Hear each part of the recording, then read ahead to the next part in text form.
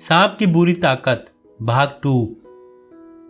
Part 1 में आपने देखा था कैसे तांत्रिक ने दोनों सांपों को पत्थर बना दिया था।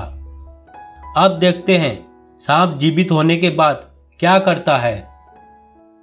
मेरी बुरी ताकत से इस गांव को कोई बचा नहीं पाएगा। इससे पहले मेरे दोस्त को ढूंढना होगा। दूर सांप उसके दोस्त को ढूंढने के लिए चला जाता है।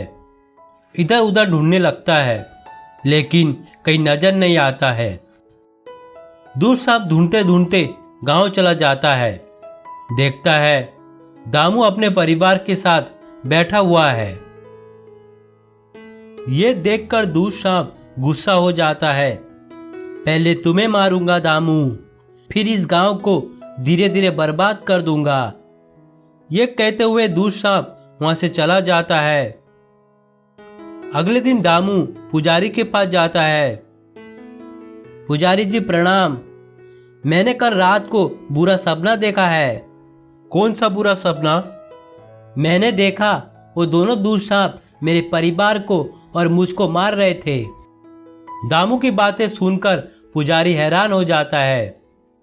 तुम पहले दोनों दूर सांप की मूर्ति के पास जाओ, देखो वो कहीं जीवित ना हो जाए।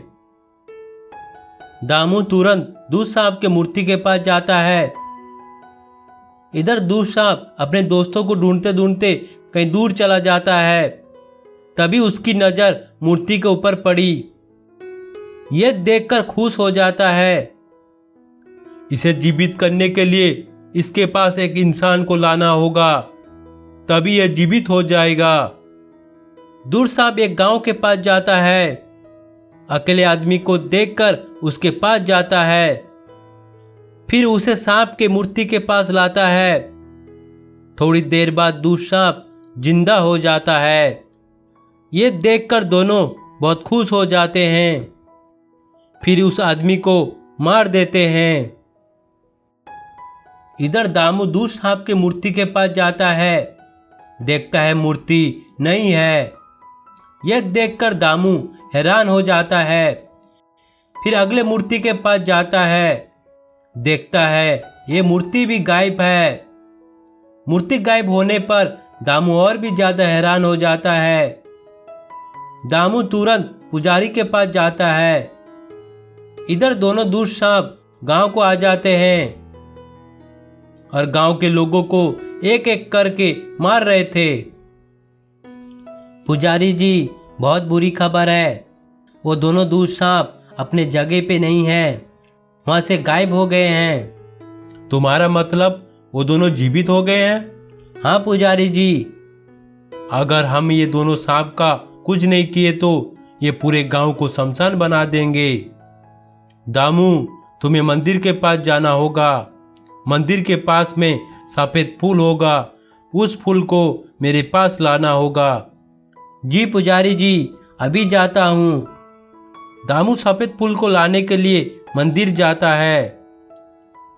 इधर दोनों सांप एक एक करके गांव वाले को मार रहे थे।